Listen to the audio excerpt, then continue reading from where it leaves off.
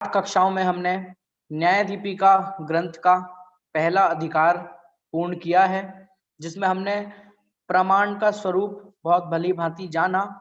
तो पहले अधिकार में हम सबने जितना जो कुछ भी पढ़ा है, उसमें आप लोगों को जो भी प्रश्न हो, किसी भी प्रकार के प्रश्न हो, तो आप आज की कक्षा में रख सकते हैं।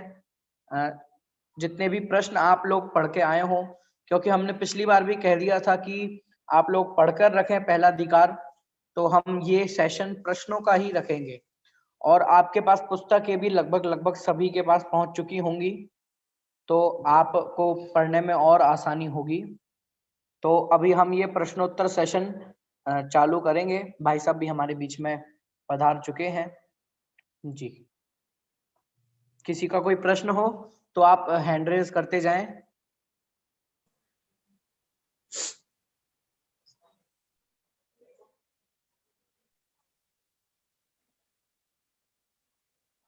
कोई बात विशेष आपको पूछनी हो, चलिए। हाँ, दीपाली संदेश गांधी जी।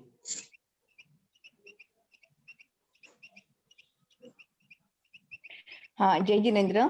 जय जिनेन्द्र। अच्छा, मुझे ये सुनना है कि प्रमाता मतलब ज्ञाता, प्रमेय मतलब ज्ञेय, ऐसा आपने बताया था, लेकिन प्रमिति मुझे समझ में नहीं आया। ठीक, 4 चीज है, एक प्रमाण, एक प्रमाता, एक प्रमिति और एक प्रमेय। 4 चीजें न्याय शास्त्र में पढ़ी जाती है, और इनको हम अपनी सिंपल भाषा में समझें तो प्रमाण का मतलब है ज्ञान, प्रमाता का मतलब है ज्ञाता, प्रमिति का मतलब है ज्ञप्ति, और प्रमेय का मतलब है ज्ञेय। जो ज्ञान का विषय है उसे ज्ञेय कहते हैं। जैसे कि ध्यान के विषय को ध्येय कहते हैं, श्रद्धा के विषय को श्रद्धेय कहते हैं, ऐसे ही प्रमाण के विषय को प्रमेय कहते हैं। प्रमाण माने ज्ञान, प्रमाता, प्रमाता ता शब्द कर्तावाचक होता है, कर्ता, प्रमाता, ज्ञाता, ध्याता, वक्ता, भोक्ता, ये ता माने स्वामी। और एक है प्रमिति, प्रमिति शब्द का अर्थ होता है क्रिया, ज्ञप्ति क्रिया, प्रमिति क्रिया, जानना, जानकारी।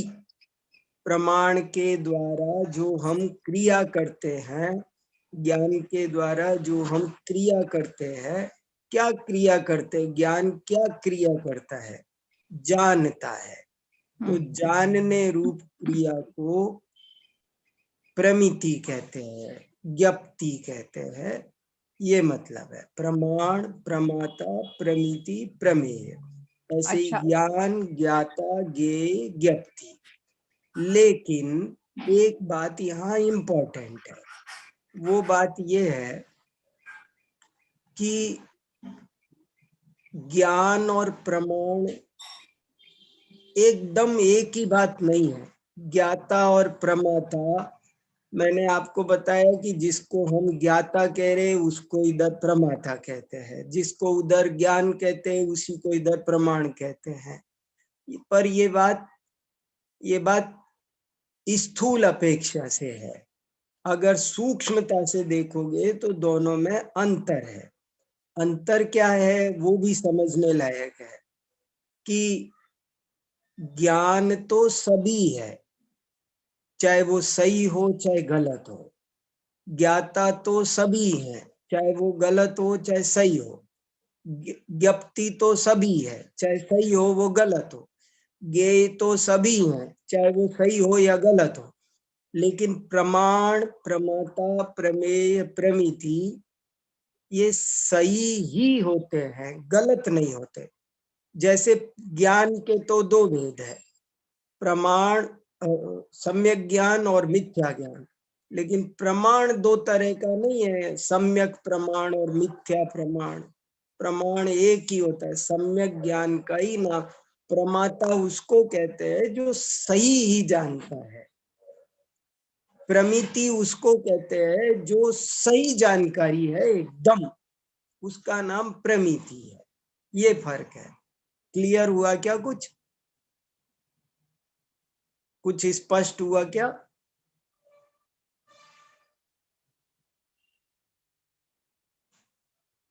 और किसी को हाँ कुछ? हाँ, जी अच्छा, मतलब जानने की प्रोसेस उसको प्रमिति ज्ञप्ति हाँ ऐसा हाँ कहेंगे। हाँ, जानने की प्रोसेस प्लस जानने का जो रिजल्ट भी आता है ना, हमने ज्ञान के फल को और ज्ञान की क्रिया को ज्ञप्ति कहते हैं, प्रमाण के फल को और प्रमाण की क्रिया को।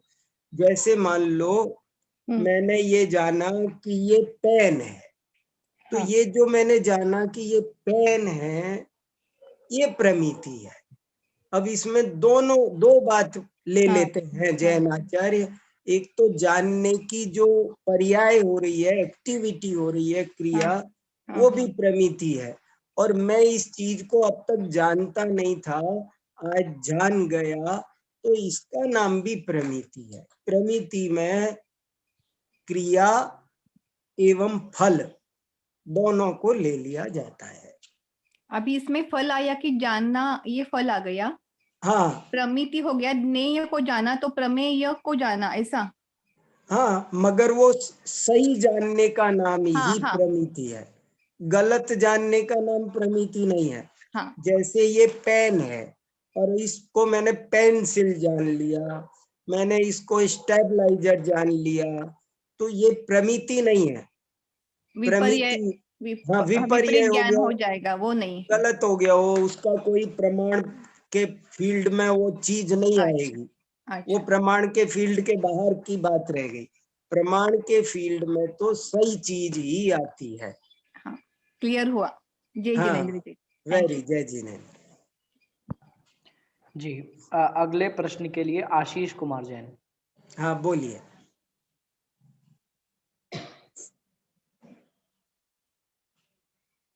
हाँ, आशीष कुमार जी।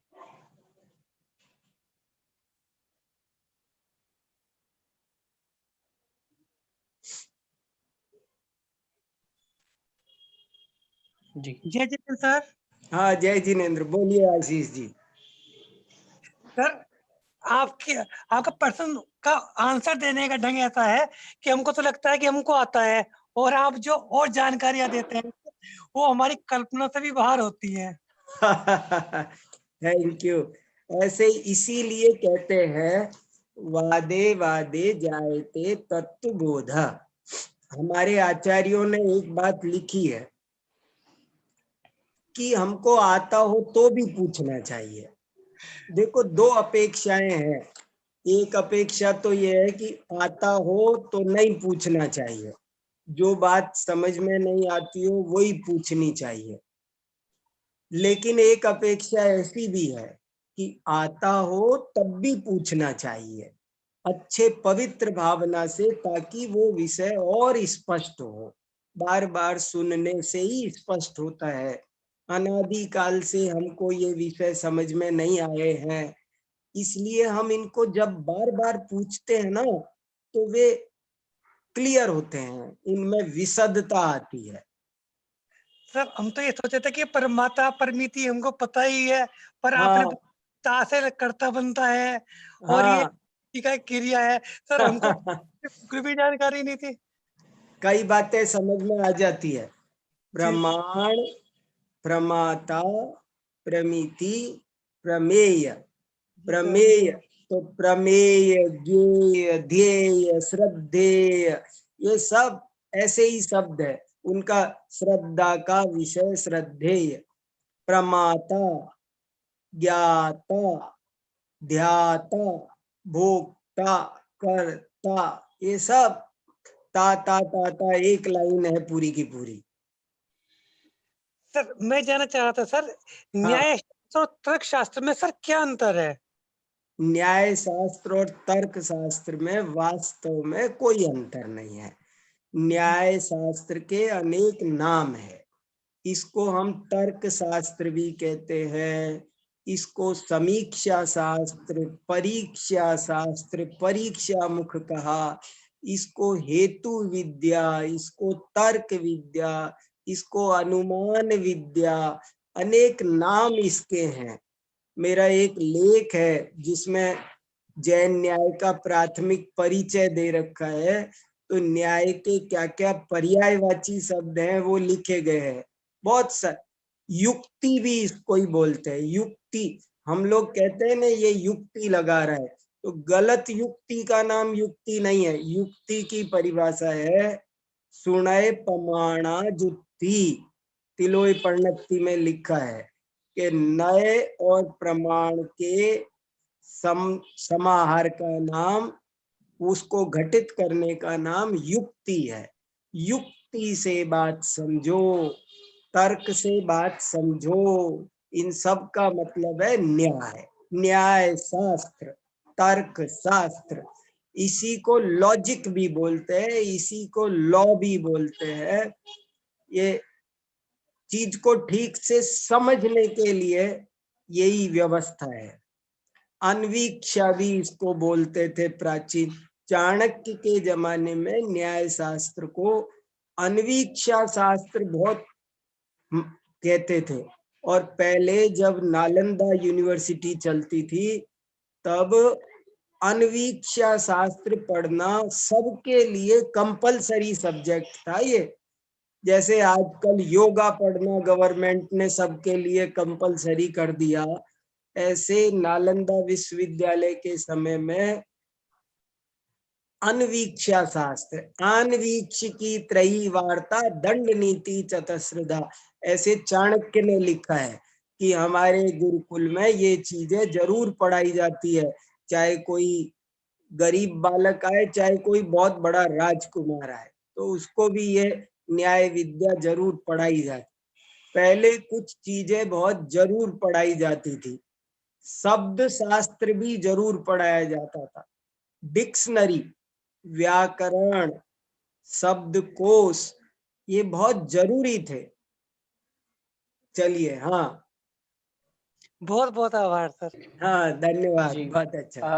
अभी भाई साहब ने अपने लेख का जब बात की तो मेरे को एक बात ख्याल में आई कि हमने भाई साहब के जितने भी लेख, पुस्तक, इन सब चीजों की पीडीएफ टेलीग्राम पर एक ग्रुप बनाया गया है, वहां पर हमने उपलब्ध कराई हैं। और आगे भी जितने भी पुस्तक, लेख भाई साहब के माध्यम से आएंगे वो सब हम उसी पर उपलब्ध कराएंगे। तो आज ग्रुप पर उस टेलीग्राम के ग्रुप की लिंक शेयर कर देंगे, जिससे आपको और ग्रंथों में पढ़ने में सुविधा होगी। एक और बात, कुछ लोग वीडियो में ऐसे करके हाथ उठा रहे हैं, मैं उनसे निवेदन करूंगा कि रेज हैंड का ऑप्शन मोर में जाकर के होता है, प्लीज आप वहां से यदि रेज हैंड करेंगे तो हमें ज्यादा सुविधा होगी। चलिए मैं अगले प्रश्न की ओर बढ़ता हूँ। प्रज्ञा जैन देवला जी। हाँ, प्रज्ञा दीदी। जय जैन चाचा। जय जिनेन्द्र, बोलिए प्रज्ञा जी। चाचा, ये प्रभाकरीय जो है ना, प्रभाकर जो मत हाँ, है उसमें अनुभूति प्रमाण है, ऐसा उन्होंने बोला। तो हमने बताया कि अनुभूति प्रमाण है, पर भाव साधन और करण साधन से अनुभूति को प्रमाण मानने में अव्याप्ति दोष आता है। बराबर। वो कैसे आता है, वो समझ में नहीं आया। ऐसे आता है कि उन्होंने जो प्रमाण की व्यवस्था की है, देखो क्या होता है, वो उनके मत से ही देखना पड़ता है। दो चार, मैंने पिछली बार एक बात कही थी कि कभी कभी हमको ऊपर से देखने पर लगता है कि लक्षण तो निर्दोष है। जैसे उदाहरण के तौर पर बौद्धों ने कहा कि अविसंवादी ज्ञानम प्रमाणम, तो हमें लगता है ये तो बिल्कुल सही है, जिसमें कोई भी संवाद नहीं। लेकिन जब हमने वे किसको अविसंवादी कह रहे हैं समझा, तो पता चला नहीं नहीं नहीं नहीं नहीं, ये तो गलत है। ऐसे ही अनुभूति प्रमाणम, ये आपको अपने यहाँ भी जैन ग्रंथों में बार बार, खासकर आध्यात्मिक ग्रंथों में तो यही लिखा है, अनुभूति ही प्रमाण है। आत्मानुभूति के काल में ही न्याय का उदय होता है, इसलिए अनुभूति को प्रमाण माना। तो हमें बहुत अटपटा लगता है कि ये सब क्या बात हुई, लेकिन जब हम उनके दृष्टि से देखेंगे, उन्होंने जो अपनी प्रमाण व्यवस्था बनाई है, उसमें प्रमा के करण को भी प्रमाण माना है और प्रमा के अधिकरण को भी, और प्रमा की जो भाव साधन, तीनों व्युत्पत्तियां मानी है प्रमाण। तो उससे दिक्कत आ गई। हमारे जैन आचार्यों ने उनसे कहा कि आप अनुभूति का जब भाव साधन अर्थ करोगे तो करण वाले पर नहीं घटित होगा, जब करण अर्थ करोगे तो भाव वाला नहीं घटेगा। दोनों घटित होने चाहिए ना। जो जैसे प्रमाण की हमने परिभाषा बनाई, सम्यक ज्ञानम प्रमाणम, फिर हमने प्रमाण के दो भेद बताए, प्रत्यक्ष और परोक्ष। तो दोनों पर सम्यक ज्ञान घटित होना चाहिए। यदि दोनों पर सम्यक ज्ञान घटित नहीं होगा तो हमारी परिभाषा गलत हो जाए। हम प्रत्यक्ष को तो सम्यक ज्ञान रूप माने और परोक्ष को हम फिर अचेतन रूप मान जाएं, तो हमारा वो लक्षण अव्याप्त दोष से दूषित हो जाएगा। तो प्राभाकरों को न्याय दीपिका में ये कहा गया है कि आपने अनुभूति प्रमाण कहा, लेकिन जो प्रमाण के भेद गिनाए उनमें एक पर करण साधन घटित हो रहा है, भाव साधन घटित नहीं हो रहा। एक पर भाव साधन घटित हो रहा है, करण साधन घटित नहीं हो रहा। तो तुमने व्यवस्था ठीक नहीं बनाई, इसलिए उसमें अव्याप्त नाम का दोष आता है, ये उन्होंने कहा है। ठीक है चाचा। हाँ, बहुत धन्यवाद। चलो अगले प्रश्न पे हम बढ़ते हैं। अनन्या जैन। हाँ, बोलिए। जय जिनेन्द्र पंडित जी। जय जिनेन्द्र। पंडित जी, जैसे हमने प्रमाण के प्रामाण्य की परिभाषा ऐसी देखी कि प्रतिभात विषय अव्यभिचारित्वम। तो जैसे जो सम्यक दृष्टि जीव होता है उसका ज्ञान भी सम्यक ज्ञान हो जाता है, मिथ्या ज्ञान नहीं रहता है। तो लेकिन उसके भी ज्ञान में संशय विपर्य आदि दोष दिखाई देते हैं। जैसे कोई तृण स्पर्श उसे हुआ रास्ते में जाते हुए, तो उसका भी उसको निर्णय नहीं होता। और जैसे कोई पेन है, उसको वो मतलब कुछ और निर्णय भी कर सकता है। तो फिर ऐसा क्यों बोला कि उसका ज्ञान सम्यक ज्ञान ही रहेगा हमेशा? देखो, ऐसी बात है, उसका ज्ञान सम्यक ज्ञान ही रहेगा।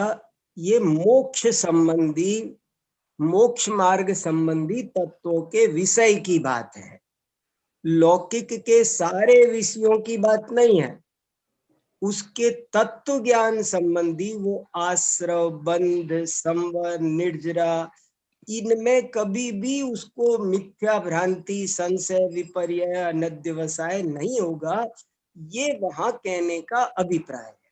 सम्यक दृष्टि जीव को जीव, अजीव, आश्रव, बंध, संवर, निर्जरा, मोक्ष, इन 7 तत्वों के संबंध में कभी भी समारोप नहीं होगा, संशय, विपर्य, अनध्यवसाय नहीं होगा। इसलिए उनका ज्ञान सदा सम्यक ज्ञान है, ऐसा कहा है। और यहाँ पर जो बात चल रही है वो तो सार्वभौमिक चल रही है। ये पूरी की पूरी ये सार्वजनिक मंच है। और कौन सम्यक दृष्टि है, कौन मिथ्या दृष्टि है, ये तो अंदर की बात है। इसको हम और आप देख नहीं सकते। यहाँ तो बाहर से ही निर्णय किया जाएगा कि जो देख रहा है वो ही मानेंगे। इसलिए यहाँ पर वो मिथ्या ज्ञानी भी सिद्ध हो सकता है। 1 मिनट, अभी इसमें एक और रहस्य है, वो भी बहुत ध्यान से समझने लायक है। मिथ्या दृष्टि का सारा ज्ञान मिथ्या है और सम्यक दृष्टि का सारा ज्ञान सम्यक है। ये एक बहुत इंपॉर्टेंट बात है, जिसे तत्वार्थ सूत्र के पहले अध्याय के 32वें सूत्र में बहुत बढ़िया ढंग से उसकी टीकाओं में देखोगे तो पड़ेगा, पता चलेगा क्या मीनिंग है। इसको भी समझना चाहिए, ये बहुत इंपॉर्टेंट बात है। और वो ये है कि देखो, ये लिखा है कि वो गलत भी जान रहा होगा ना। मान लो, उदाहरण ले लेते हैं कि मान लो रस्सी को सम्यक दृष्टि ने सर्प जान लिया, तो वास्तव में तो ये मिथ्या ज्ञान हो गया। लेकिन जैन आचार्य कहते हैं कि रुको एक मिनट, सम्यक ज्ञान किसे कहते हैं? जहां एकत्व, ममत्व, सत, असत, चेतन, अचेतन, हेय, उपादेय का भी ज्ञान होना चाहिए। सम्यक ज्ञान किसका नाम है? अब जैसे मैं ये टेबल रखी हुई है, तो इस टेबल का ज्ञान दो तरह का होता है, समझना बहुत खास बात। टेबल का ज्ञान दो तरह का होता है। एक तो ये टेबल किस कंपनी की है, कितनी लंबी, कितनी चौड़ी, कितनी ऊंची, इसका बिल बराबर हर सेंटीमीटर को नाप लेना, ये किस डेट को बनी थी, किस लॉट की है, क्या बैच नंबर है, इसकी एक तो ऐसी टेक्निकल नॉलेज होती है, तथ्य परक जानकारी होती है, लेकिन इसका नाम सम्यक ज्ञान नहीं है। ये मेरी नहीं है, ये चेतन नहीं है, ये सुख दुख का कारण नहीं है, ये जानने का नाम सम्यक ज्ञान है ना। अब एक व्यक्ति तो क्या करता है, इस टेबल की टेक्निकल नॉलेज तो पूरी है, लेकिन साथ में वो ये भी जानता है ये सुख दुख का कारण है, तो उसका ज्ञान सम्यक कहाँ हुआ? समझना जरा मेरी बात को। रस्सी पड़ी हुई है, उसने रस्सी जाना, लेकिन रस्सी जानते हुए भी उसने ये जाना कि ये सुख दुख का कारण है, ये हेय या उपादेय है, तो उसने सही कहाँ जाना? उसने गलत जाना। और सम्यक दृष्टि ने कदाचित रस्सी को सर्प भी जाना, तो भी उसने ये जाना कि ये न हेय है न उपादेय है, ये सुख का कारण है न दुख का कारण है। तो उसने सम्यक, उसने जो जानने की बात थी वो तो सही जानी ना। उसने मूल प्रयोजन जिस बात से था, जिससे संसार मोक्ष का संबंध था, वो बात तो उसने सही जानी ना। जाने दो उसने रस्सी को सर्प जा। देखो ऐसा भी एक उदाहरण दिया है कि हमने बच्चे से कहा बेटा रसोई में जाकर एक गिलास लेकर आओ, और वो गिलास की बजाय लोटा ले आया। तो एक गिलास पानी मंगाया था, एक लोटे में पानी, तो वो तो ले आया ना, हो गया, शाबाश शाबाश बहुत अच्छा, और हमारा प्रयोजन पूरा हो गया ना। और एक व्यक्ति से हमने गिलास मंगाया, वो गिलास की जगह गिलास ले आया, लेकिन पानी लाया नहीं, खाली गिलास ले आया। तो घोड़े को पानी दिखा लाओ, तो वो पानी दिखा के ले आया, पिला के नहीं लाया। तो आप समझना बात को, अक्षर से सत्य होते हुए भी मूल मुद्दे में गलती होने पर ज्ञान को मिथ्या कहा जाता है, और अक्षर से गलत होने पर भी मूल मुद्दे में सही हो तो उसे सही कहा। अरे दुनिया में भी ऐसा चलता है, कोई आदमी हमें प्यार करता है तो उसके शब्दों पर नहीं ध्यान देते हैं, अरे वो उसने क्या कहा, अपने आदमी ने जो भी कहा। और किसी किसी को शब्द अच्छे होते हैं उसके, लेकिन प्रेम नहीं होता है, तो हम जान जाते हैं अरे उसके कहने का क्या बनता है, हमें सब पता है उसके मन में क्या है। यहाँ भी वैसी ही बात है। वाह।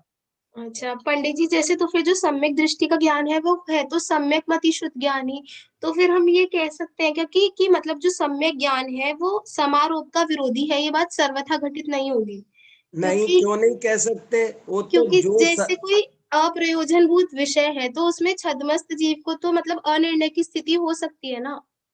उसको जिज्ञासा कहते हैं। देखो सम्यक दृष्टि का एक अंग है निसंकित। निसंकित अंग का मतलब क्या? हमें शुरू में बहुत कि सम्यक दृष्टि को कभी कोई शंका नहीं होती क्या? शंका माने कोई जिज्ञासा होना, प्रश्न होना, वो तो संभव है, लेकिन शंका का मतलब है मैं जीव हूं या जीव, रागादि दुख के कारण है या सुख के कारण, ऐसा उसे को भी संदेह नहीं होता, ये कहने का अभिप्राय है। इसलिए सम्यक ज्ञान तो सम्यक दृष्टि का सम्यक ज्ञान क्या, सम्यक ज्ञान तो सम्यक दृष्टि का ही होता है, सम्यक ज्ञान सदा समारोप का विरोधी ही होता है, ना हो तो सम्यक ज्ञान नहीं रहे।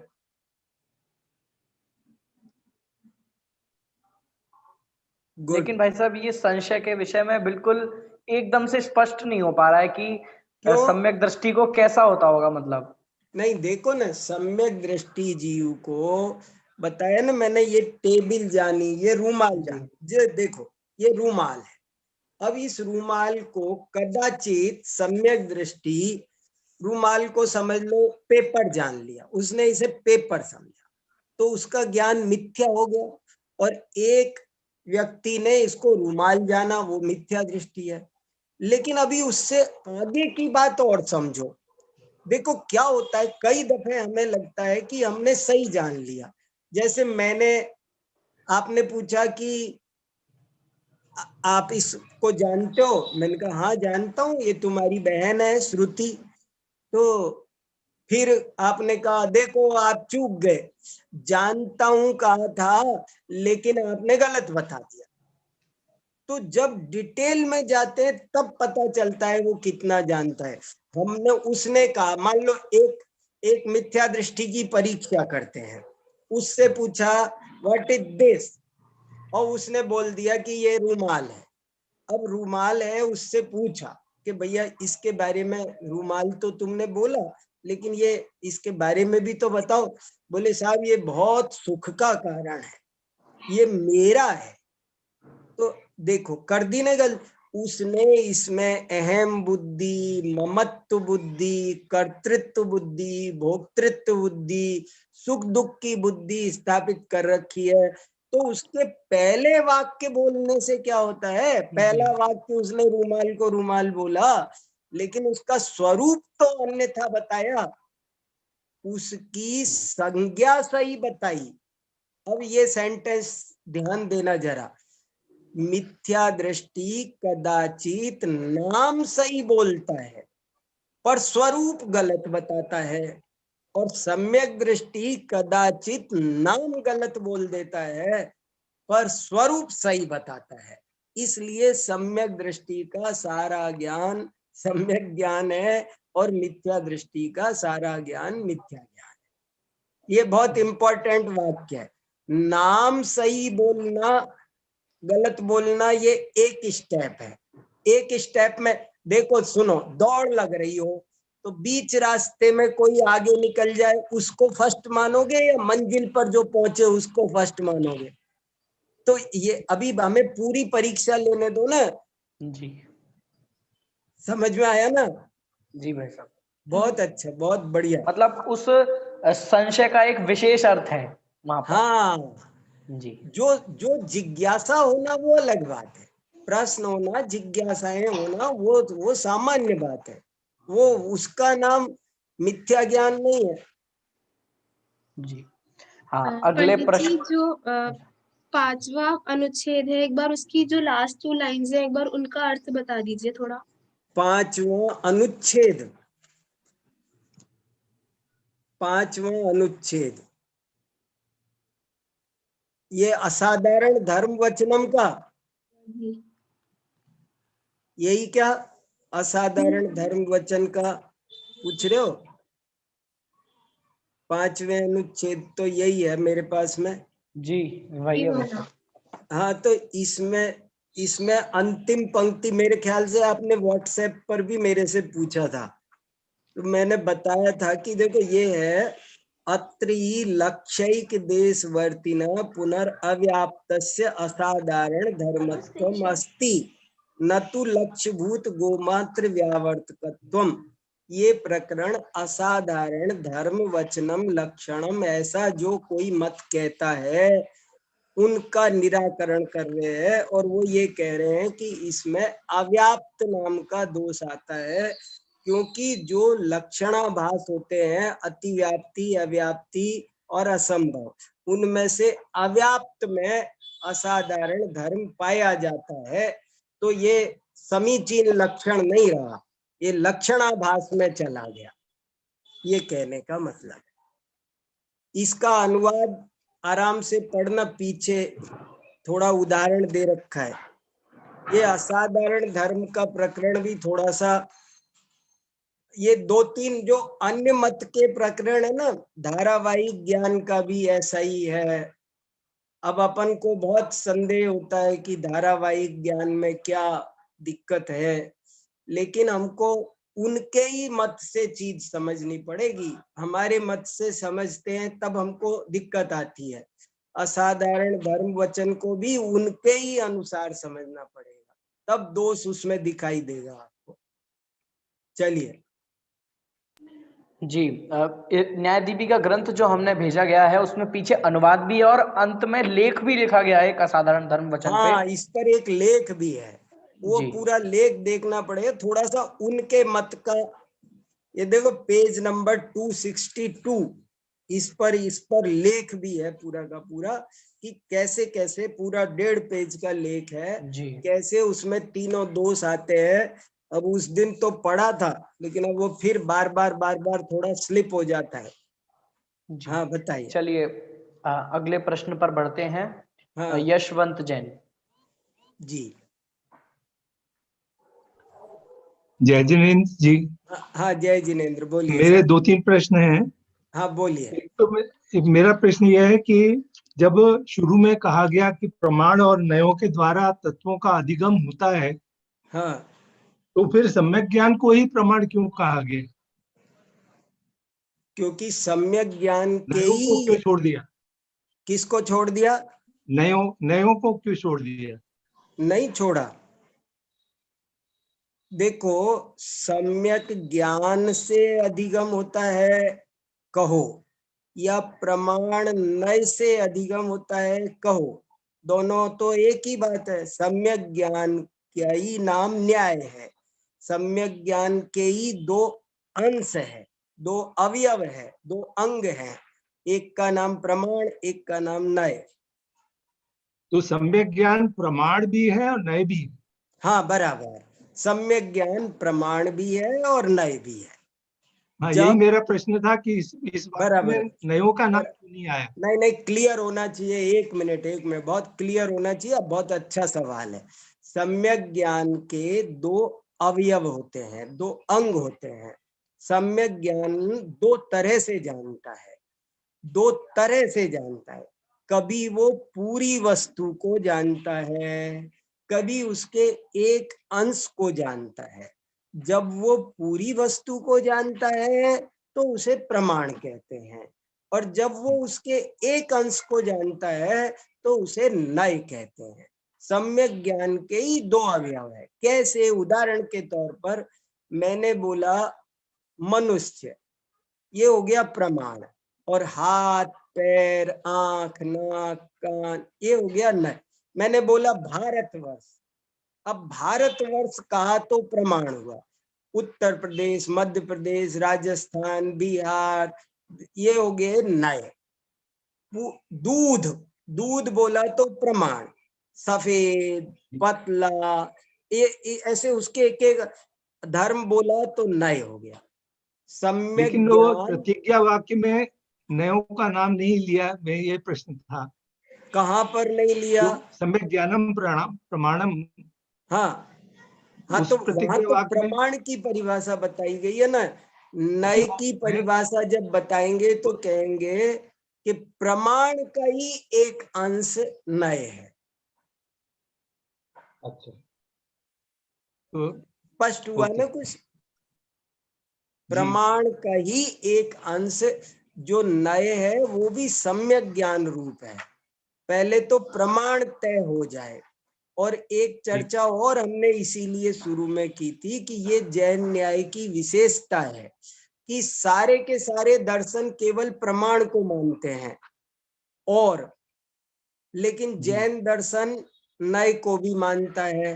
तो उन्होंने औरों के हिसाब से पहले प्रमाण की विस्तृत चर्चा की, क्योंकि उसमें सबको शामिल होना था। और फिर उन्होंने कहा कि इसका जो एक एक अंश को मुख्य करके देखने का तरीका है उसे नय कहते हैं। जी। क्लियर नहीं हुआ हो तो बताइए। हाँ, मेरा दूसरा प्रश्न था शब्द समानाधिकरण को जरा स्पष्ट करें। शब्द समानाधिकरण तो बहुत अच्छी तरह मेरी भी समझ में नहीं आ रहा है।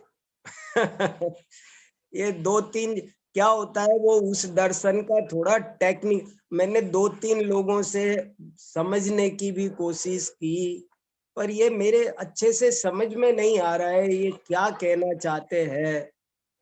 जी। कभी और कुछ समझ में आएगा तब अच्छे से बताऊंगा, अभी कुछ बताऊंगा तो वो मुझे भी संतोष नहीं होगा। अच्छा। हाँ, वो समानाधिकरण का मतलब होता है जब दो क्योंकि चीजें बहुत एक ही, हाँ, समान अधिकरण, जब दो चीजें हाँ, एक ये ही बहुत यूज आधार हुआ पर है। हो तो समानाधिकरण होता है। और ये दो तरह का होता है, एक शब्द समानाधिकरण, एक अर्थ समानाधिकरण। लेकिन अब वो सब हाँ। क्या क्या है, कैसे है, मेरे को भी बहुत अच्छे से समझ में नहीं आ रहा है अभी। अच्छा, एक है भाव साधन और करण साधन, ये भी हाँ, ये सुनिए, किसी भी शब्द को जब हमें उसका अर्थ निकालना होता है, ये अच्छा इम्पोर्टेंट है, इसको थोड़ा क्लियर कर लीजिए कि किसी भी शब्द का जब हमको अर्थ निकालना होता है तो उसके दो, जैसे ज्ञान, अब ज्ञान का एक अर्थ होता है करण साधन, एक होता है भाव साधन, एक होता है कर्तृ साधन। ये व्याकरण में क्या होता है, आपने ज्ञान तो बोला, लेकिन ज्ञान माने क्या, ज्ञान के 3 अर्थ हो सकते हैं। एक तो जो जानता है उसको ज्ञान कहते हैं, ये इसको बोलेंगे कर्तृ साधन, समझना। और एक होता है करण साधन, करण का मतलब होता है तृतीय विभक्ति, जैसे संस्कृत में कर्ता ने कर्म को करण से, ये करण का मतलब होता है साधन। करण तीसरी विभक्ति है ना, जैसे मैं गाइड, तो ज्ञान का दूसरा अर्थ होता है जिससे मैं जानता हूं उसका नाम ज्ञान है। और एक होता है भाव साधन, कि जानने का नाम ज्ञान है। पहले आप ज्ञान पर समझ लो, ज्ञान को याद रख लो, फिर आपको सब समझ में आ जाएगा। ज्ञान के 3 अर्थ हैं, एक को बोलते हैं कर्तृ साधन, दूसरे को बोलते हैं करण साधन, और तीसरे को कहते हैं भाव साधन। ज्ञान बोला, मैंने बोला मुझे ज्ञान चाहिए, ज्ञान अच्छा है, तो ज्ञान अच्छा है, आपने मुझसे कहा ज्ञान अच्छा होता है, लेकिन मैं क्या समझूं ज्ञान माने क्या, ज्ञान माने जो जानता है, ज्ञान का जो स्वामी है उसका नाम भी ज्ञान है, और जिसके द्वारा जाना जाता है उसका नाम भी ज्ञान है, और जानने की जो क्रिया है, एक्टिविटी है, उसका नाम भी ज्ञान है। 3 तरह के ज्ञान मौजूद है, अभी भी मौजूद है। मैं जान रहा हूं, अब जैसे मैं ये पुस्तक देख रहा हूं, तो मुझे जो पुस्तक जानने में आ रही है, जो जानने की क्रिया हो रही है, ये ज्ञान का भाव साधन है। और जिससे जानता हूं, मेरे पास एक ज्ञान नाम का उपकरण है, उसके कारण मैं जानता हूं, वो मेरे पास में साधन की तरह है। मैं किस से जानता हूं, मैं टॉर्च से नहीं जानता, आंख से नहीं जानता, दूसरे साधनों का निषेध करने के लिए करण साधन बनाते हैं कि मैं ज्ञान से जानता हूं, तो ये करण साधन हो गया। और एक होता है कर्तृ साधन, इसमें ज्ञान का जो स्वामी है आत्मा, वो कर्तृ साधन है। ऐसे 3 तरह से हर शब्द के अर्थ निकलते हैं।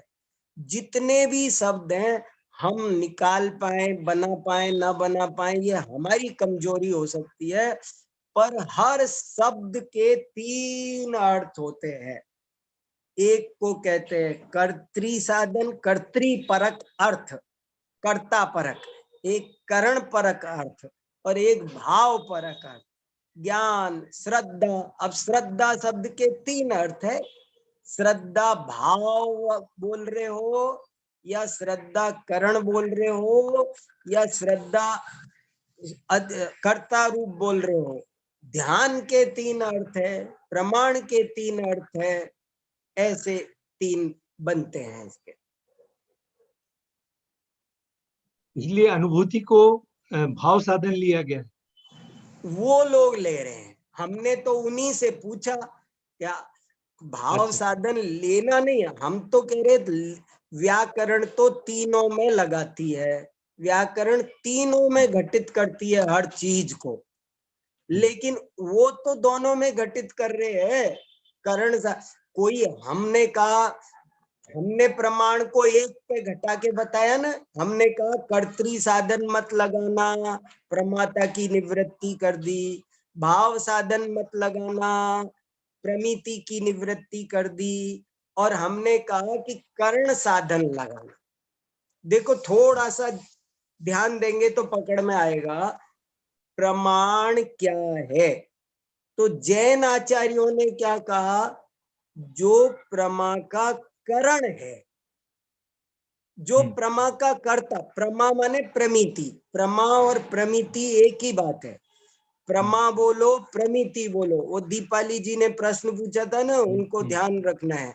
प्रमिति का ही दूसरा नाम प्रमा भी है, प्रमा भी कहते हैं। प्रमाकरणम प्रमाणम, प्रमिति के उत्कृष्ट साधन को, समीचीन साधन को प्रमाण कहते हैं। तो हमने प्रमा की करण परक व्युत्पत्ति की और मना किया कि कर्ता परक मत कर लेना, नहीं तो प्रमाता में दोष चला जाएगा। भाव परक मत कर लेना, नहीं तो प्रमिति प्रमाण हो जाएगी, ऐसे हमने निषेध किया। तो उनसे भी पूछा कि अनुभूति प्रमाणम बोलते हो तो क्या करना बोलो, करण साधन करना, भाव साधन करना, कर्तृ साधन करना, क्या करना? तो अर्थ दोनों घटित किए उन्होंने, 2 घटित किए उसमें से, करण साधन और भाव साधन, और जब आगे भेद किए तब दोष उपस्थित हो गए सामने। मेरा अंतिम प्रश्न है, थोड़ा कारक साकल्य के बारे में जानना चाहता था। हाँ, कारक साकल्य, साकल्य का मतलब होता है सकलता, सर्वता, पूरे के पूरे। 6 कारक होते हैं, कर्ता, कर्म, करण, संप्रदान, अपादान और अधिकरण। ये 6 कारक हैं। कोई भी काम होता है तो 6 कारकों से होता है, ऐसी एक सामान्य व्यवस्था है। तो कारक साकल्य भी एक मत है, और वो कहता है, ये एक ऐसा मत है कि जैसा कोई, आप ऐसा समझ लो इसे, ये एक समझौतावादी ग्रुप है। ये जैसे लड़ाई हो रही हो ना, तो कुछ लोग ऐसे होते हैं, एक तो कह रहा था कि अग्नि गर्म है, एक कह रहा था ठंडी है, तो कोई ऐसा बढ़िया बन करके आया, अरे सुनो खत्म करो, 50-50 मानो, 50% ठंडी 50% गर्म, हो गया समझौता, चलो। ये इस टाइप का कारक साकल्यवाद है। जैसे हमारे आप्त मीमांसा में एक उभय एकांत की चर्चा आई है। उभय एकांत, उभय एकांत क्या है कि कोई कह रहा था कि नित्य है, कोई कह रहा था अनित्य है, लड़ाई चल रही थी, तो वो बीच में उभय एकांतवादी आया, वो कहने लगा अरे 50-50 दोनों है, दोनों 50-50 करो। तो ऐसी गलती का नाम कारक साकल्य है। कोई कहता था कि कर्तृ साधन करो, कोई कहता था करण साधन करो, उसने कहा सब करो ना, काहे को लड़ते हो, सब ठीक है। तो ऐसा कारक साकल्यवाद है, लेकिन वो वस्तु स्वरूप को स्वीकार नहीं है, क्या करें। धन्यवाद। हाँ, थैंक यू जी। एक सूचना और थी कि YouTube पे जितने साधर्मी हमारे साथ सुन रहे हैं वे भी प्रश्न पूछ सकते हैं, वे Zoom पर आके भी प्रश्न पूछ सकते हैं और अपना प्रश्न वहीं पे चैट में भी डाल सकते हैं और हम यहाँ पर पूछ लेंगे। चलिए अगले प्रश्न की ओर बढ़ते हैं। सुलभ भैया का, हाँ सुलभ जैन।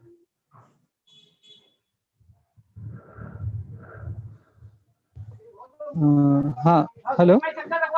मेरा प्रश्न है कि जैसे न्याय दीपिका में भी हमारे प्रमाण का लक्षण बताया सम्यक ज्ञानम प्रमाणम, और ऐसे ही एक प्रमाण का लक्षण परीक्षा मुख में भी आया स्व अपूर्वाद व्यवसायत्मकम ज्ञानम प्रमाणम। तो इसमें एक अंतर ऐसा दिखाई देता है कि यहाँ पे तो आचार्य देव ने स्वयं बोल दिया कि हम यहाँ पर भाव साधन ले रहे हैं, करण साधन ले रहे हैं, भाव साधन नहीं ले रहे हैं। हाँ। लेकिन वहां पर चूंकि परिभाषा में स्व अपूर्व अर्थ का ज्ञान, तो वो बता रहे हैं कि किस चीज का ज्ञान हो रहा है, तो एक तरह से फल पता चल जाता है। और फिर बाद में उन्होंने प्रमाण के फल को और प्रमाण को कथनचित अभेद भी बोला है, भेदाभेद दोनों ही बोला है। तो ऐसा लगता है कि वो उन्होंने वहां मतलब परीक्षाओं में भाव साधन और करण साधन दोनों रूप ले लिया। नहीं लिया, नहीं, वो तो विषय स्वापूर्वार्थ व्यवसायत्मकम ज्ञानम में जो स्व आया है ना, वो कर्तृ साधन बनाकर नहीं आया है। जो जानता है वो प्रमाण है, ऐसा वहां भी अर्थ नहीं है। वहां पर जो स्व और पर दोनों को जाने वो प्रमाण है। ये उसके विषय के संबंध में जो मतभेद चलता था दार्शनिकों में, उसे दूर करने की कोशिश है। दार्शनिकों में मतभेद चला आ रहा है, कोई कह रहा है स्व को जानता है, कोई कह रहा है पर को जानता है, तो ये उसका निषेध है। एक बात। दूसरी बात और इम्पोर्टेंट है, इसमें बहुत इम्पोर्टेंट है, वो ध्यान देने लायक है। उस पर मैंने अभी अभी एक लेख लिखा है, अभी ताजा एक लेख है, वो थोड़ा सा उसमें करेक्शन होने इसलिए भेजा नहीं है मैंने। एक दो दिन में जब फाइनल हो जाएगा तो मैं उसे ग्रुप पर शेयर करूंगा, आप देखना। मैं एक नया लेख लिख रहा हूँ, उस लेख का हेडिंग है प्रमाण क्या है, ज्ञान या आत्मा, आगे प्रश्नवाचक चिन्ह। ये मेरा लेख का शीर्षक है, प्रमाण क्या है, ज्ञान या आत्मा। और तब उस पर बड़ी लंबी बहस हुई है कि हमने तो प्रमाता की निवृत्ति की, हमने कहा आत्मा प्रमाण नहीं है, ज्ञान प्रमाण है। लेकिन जो प्राचीन आगम मिल रहे हैं, धवलावी और जो परंपरा का आगम है, आगम परंपरा का के जितने भी ग्रंथ है, वे कहते हैं कि आत्मा प्रमाण है, वे ज्ञान को प्रमाण नहीं मान रहे हैं। तो ये आप एक बात और समझ लो, मैं आपको सारांश बताता हूँ और एक चाबी देता हूँ रामबाण। न्याय शास्त्र की, खासकर जैन न्याय की, ये बहुत बड़ी विशेषता है कि वो वहां भी कदम कदम पर स्यादवाद है। आपको चीजों को समझने की जरूरत पड़ती है, वो दोनों चीजें घटित कर देगा वो। जैसे ये भी मना कर दिया कि इंद्रियों से होने वाला ज्ञान परोक्ष है, फिर उसे प्रत्यक्ष भी कह दिया। आत्मा प्रमाण नहीं है भी कह दिया, और आत्मा को प्रमाण भी कह दिया। पदार्थ प्रकाश ज्ञान के कारण नहीं है, फिर का उपचार से कहो तो हमें कोई आपत्ति नहीं है। तो चीजों को विवक्षा पकड़ना बहुत जरूरी है। लेकिन परीक्षा मुख में भी स्व शब्द से वो विषय नहीं लिया है, विषय लिया है, प्रमाता नहीं लिया, कर्तृ साधन व्युत्पत्ति नहीं लिया है। प्रमाण की व्युत्पत्ति जैन परंपरा में, न्याय शास्त्र में करण साधन ही है। आगम परंपरा में जरूर कर्तृ साधन मिलती है, आगम परंपरा में कर्तृ साधन। थोड़ा सा कठिन हो रहा होगा किसी किसी को, पर इम्पोर्टेंट और बहुत अच्छी अच्छी चर्चाएं हैं, ये बहुत काम की है, न्याय शास्त्र की उलझनों को सुलझाने वाली है। चलिए अगले प्रश्न पर बढ़ते हैं। प्रणीता जैन। हाँ बोलिए। जय जिनेन्द्र पंडित जी। जय जिनेन्द्र, बोलिए। सम्यक ज्ञानम प्रमाणम, जो आपने ये प्रमाण का लक्षण है, और हम प्रमाण को साधन के द्वारा सम्यक ज्ञान होता है ऐसा समझा था। तो पहले सम्यक ज्ञान की पहले प्रमाण, कैसा, इसको कैसे समझना? पहले सम्यक ज्ञान या पहले प्रमाण? सम्यक ज्ञानम प्रमाणम ये प्रमाण का लक्षण किया, और प्रमाण के द्वारा सम्यक ज्ञान होता है, तो ये तो वैसा लग रहा है जैसे पहले अंडा की पहले मुर्गी। नहीं नहीं नहीं, कुछ समझ नहीं आ रहा। सम्यक प्रश्न समझ में नहीं आ रहा मेरे अभी। सम्यक ज्ञान पहले या प्रमाण पहले, ये तो दोनों एक ही तो बात है। नहीं, जो प्रमाण का लक्षण बनाया कि प्रमाण का लक्षण है सम्यक ज्ञानम प्रमाणम। हाँ। और जब हम कहते हैं कि आत्मानुभव कैसे होगा या सम्यक ज्ञान की प्राप्ति कैसे होगी, तो प्रमाण साधन के द्वारा होगा। हाँ।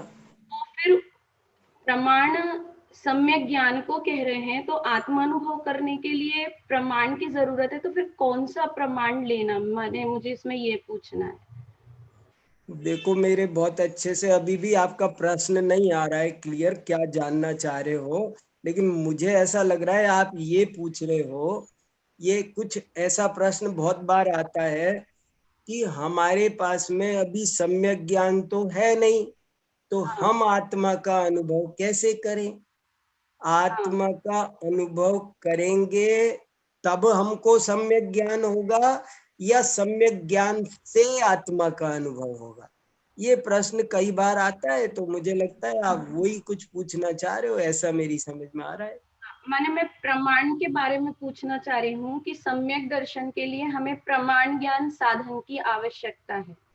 हाँ हाँ, और प्रमाण ज्ञान का लक्षण हम सम्यक ज्ञान कर रहे हैं, तो अभी हमारे पास वर्तमान में सम्यक ज्ञान तो है नहीं, और हमें करना सम्यक दर्शन है, तो फिर कैसे, कौन से साधन के द्वारा हम सम्यक दर्शन को प्राप्त करें, ये मेरा प्रश्न है। इसी से करेंगे ना, यही ये जो ज्ञान होता है, यही बात, वही तो बात हुई ना, यही प्रश्न है कि पहले सम्यक ज्ञान हमारे पास है नहीं, तो आत्मानुभूति के काल में होगा, और एक तरफ ये कहते हैं कि ज्ञान से अनुभव होगा, सम्यक ज्ञान से आत्मा का अनुभव होगा। तो वो यहाँ विवक्षा भेद है। जितना भी आगम के आधार पर जो ज्ञान होता है, वो ज्ञान सम्यक ज्ञान उपचार से कहा जाता है, और जब आत्मानुभूति हो जाएगी तो वो वास्तव में परमार्थ से सम्यक ज्ञान कहलाए। अच्छा, पहले अभी जो गुरु से प्राप्त ज्ञान है, शास्त्र से प्राप्त ज्ञान है, वो ज्ञान यद्यपि आत्मानुभूति नहीं हुई है, इसलिए हम उसको परमार्थ से सम्यक ज्ञान नहीं कहते हैं, लेकिन है वो सम्यक ज्ञान ही, उसी से आत्मा का अनुभव होगा, और फिर उसे वास्तव में सम्यक ज्ञान कहा जाएगा। अभी उपचार से उसे सम्यक ज्ञान ही कहा जाता है। अच्छा, ठीक है। तो आगम का ज्ञान है ना, हमारे घर का ज्ञान नहीं है, गुरु का ज्ञान है, इसलिए वो सम्यक ज्ञान ही है, सम्यक श्रुत ज्ञान ही है। हाँ, ये चर्चा आती रहती है, बहुत बार आती रहती है। जी हाँ, जो समय सार जी का जो कलश है, मुझे कलश नंबर 1 शुद्ध नयात्मिका, जहाँ पे शब्द आया है 9 या 11 नंबर का जो कलश है, बराबर। हाँ, तो शुद्ध नय का विषय होता है आत्मानुभव के काल में, तो वहां पे साधन प्रमाण का होगा या नय का साधन होगा? विषय तो हाँ, देखो वही तो बात हो गई ना, वो जो कलश आया है वो ये है, आत्मानुभूति रीति शुद्ध नयात्मिकाया। अब देखो दोनों बातें, एक तरफ कहा जा रहा है शुद्ध नय से आत्मा की अनुभूति करो, एक तरफ कहा जाता है कि जब अनुभूति होगी तभी शुद्ध नय होगा, उसके पहले शुद्ध नय नहीं है। नए प्रमाण तो उसी काल में बनेंगे जब तक आत्मानुभूति नहीं, तब तक नए नहीं है, प्रमाण नहीं है, सारा सम्यक ज्ञान ही नहीं है। तो अब यही तो जटिल पहेली है, और इसी का ये समाधान है कि जो आगम ज्ञान है, गुरु से प्राप्त ज्ञान है, वो हमारा अपने घर का नहीं है, इसलिए वो सम्यक ज्ञान ही है, और उसी से अनुभूति होती है। भले वो निश्चय श्रुत ज्ञान न नाम दो, तो आत्मानुभूति होगी तभी शुद्ध नय और सम्यक ज्ञान नाम पाएगा। वो नाम बाद में पाएगा वो। ये अभिप्राय है ये। ठीक है पंडित जी। हाँ हाँ, नाम बाद में पाएगा, पर वो है शुद्ध नय ही है, वो आगम ज्ञान ही है वो। हाँ, चलिए समय हमारा हो रहा है, फिर भी अंत में 2 प्रश्न संक्षिप्त में ही हम लेंगे। दृष्टि जैन। हाँ गुरुजी, जो असाधारण धर्म वचन लक्षण जो न्यायिक लोगों के द्वारा कहा गया है, तो उसके अंदर अतिव्याप्ति और असंभव दोष कैसे घटित होगा? अभी बताया था ना थोड़ा सा। असाधारण धर्म वचनम का प्रकरण हम पहले बहुत विस्तार से क्लियर कर चुके, और वो थोड़ा सा जटिल है, दूसरे दर्शन का मिक्स है, और मैं भी उसको बार बार भूल जाता हूँ। तो आपको मैंने बताया कि अभी अब मेरे चित्त में वो पूरा है नहीं, और आपको एक दफे इसमें पेज नंबर उतना पढ़ना पड़ेगा, नहीं तो मैं भी फिर से 15 मिनट आधा घंटा लगाकर माथा फोड़ के तैयार करता हूँ उसको बहुत मेहनत से। वो दूसरे दर्शन का ज्ञान चाहिए उसके लिए, और वो बार बार स्लिप होता है। बड़ी टेढ़ी खीर है, उसमें समानाधिकरण बिठाना पड़ता है, ये करना पड़ता है, तो वो मेरी समझ में मुझे याद नहीं रहता है, वो भूल जाता हूँ उसको। तो आप इसमें पेज नंबर अभी बोला था ना मैंने, क्या बोला था फिर बताता, पेज नंबर 262, ये देखो ये न्यायदीप। अब ये अभी मैं बता सकता हूँ, लेकिन ये मुझे इतना फिर पढ़ना पड़ेगा, तब जा करके मैं बताऊंगा, मैं उसको बार बार भूल जाता हूँ। चलो चलिए, अंतिम प्रश्न आज का हम ले रहे हैं, शिल्पा जैन, मुंबई। हाँ, जय जिनेन्द्र पंडित जी। जय जिनेन्द्र पंडित जी, मेरा प्रश्न है कि जैसे हमारा ज्ञान तो हम सम्यक ज्ञान कहते हैं, लेकिन जैसे 2 इंद्रिय 3 इंद्रिय आदि का जो ज्ञान है मतिश्रुत, उसको भी क्या हम प्रमाण ज्ञान कह सकते हैं? नहीं, जो संगी पंचेंद्री होगा उसी को सम्यक ज्ञान होता है। उससे पहले सबको जो ज्ञान होता है वो तो मिथ्या ज्ञान ही है। दूसरा प्रश्न मेरा ये है, 3 इंद्री जीव, 4 इंद्री जीव, 1 इंद्री, 2 इंद्री, इनको सम्यक ज्ञान नहीं होता है। मति ज्ञान श्रुत ज्ञान तो होता है, पर वो कुमति कुश्रुत होता है। हाँ बोलिए। दूसरा प्रश्न मेरा है, जैसे लब्धि उपयोगो भावेंद्रियम, तो जो मति शुद्ध ज्ञान लब्धि रूप में हमारा पड़ा हुआ है, उसको क्या हम प्रत्यक्ष कहेंगे, परोक्ष कहेंगे, कौन सा प्रमाण कहेंगे? परोक्ष। परोक्ष। हाँ। अच्छा, और तीसरा प्रश्न परोक्ष। हाँ। और तीसरा प्रश्न ये है कि जो वो श्वेतांबर आचार्य द्वारा जो लिखित ग्रंथ है, तो उनको अगर हम मतलब उनको हम पढ़ें तो श्रद्धा में थोड़ा सा उनके प्रति श्रद्धा जागृत होती है, तो ज्ञान में दोष लगता है, जबकि न्याय में उनके भी ग्रंथों को प्रमाणिक मानना है, तो ये कंट्रोवर्शियल हो गया ना थोड़ा। हाँ, तो आप ये पढ़ो ना, न्याय दीपिका, परीक्षा मुख, ये ग्रंथ बहुत अच्छे हैं, आप इनको पढ़ो, अच्छा है। इनमें सब विषय बहुत विस्तार से आया है। देखो क्या होता है, जैसे मान लो आप यूनिवर्सिटी से कोर्स कर रहे हैं, BA MA शास्त्री कर रहे हैं, और वहां पर कोई श्वेतांबर आचार्य का भी ग्रंथ कोर्स में लगा हुआ है, तो आपको पढ़ना होगा ना उसे, उसकी परीक्षा दोगे। एक बात। दूसरी बात, न्याय विषय में खासकर दोनों जगह मतभेद नहीं है, और सब चीजों में मतभेद पाया जाता है, पर न्याय में उनका जो स्यादवाद मंजरी ग्रंथ के तो जैनेन्द्र सिद्धांत कोश में जिनेन्द्र वर्णी ने सारे संदर्भ लिए हैं, तो ऐसे हमारे आचार्यों ने भी ऐसी कोशिश की है, न्याय के ग्रंथों में मिला करके उद्धरण दिए हैं, इसलिए वो चल रहा है। कोशिश करते हैं लोग समन्वय की दृष्टि से, सामाजिक, राजनीतिक, और हमारी कुछ मजबूरी, यूनिवर्सिटी प्रशासन, ये वो, तो वो बात अलग है। बाकी आपको कहीं पर कुछ ऐसा लगता है तो आप अपना बहुत बढ़िया न्याय दीपिका पढ़ रहे हैं ना अपन, बहुत अच्छा ग्रंथ है, इसमें सब विषय आया है, एक ही ग्रंथ पर्याप्त है। परीक्षा मुख प्रमेय रत्नमाला, क्योंकि जो प्रमाण मीमांसा में वो मैक पटल वाला और वो सब देखा था, तो वो टोडरमल जी का जो दूसरा अध्याय में बिल्कुल एज इट इज आया था, मैक पटल वाला दृष्टांत और अनार। तो आता है ना, इसीलिए आता है क्योंकि न्याय में अंतर नहीं है खासकर। अच्छा, तो न्याय दोनों का एक ही है।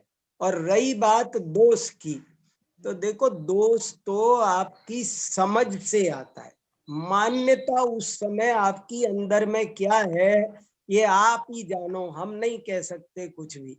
अच्छा, कोई व्यक्ति बाहर में पढ़ रहा है, लेकिन पढ़ते समय उसके अंदर में क्या दोष तब आता है जब आप देव शास्त्र गुरु के स्वरूप कोई अन्यथा मानने लगते हैं, तब दोष लगता है।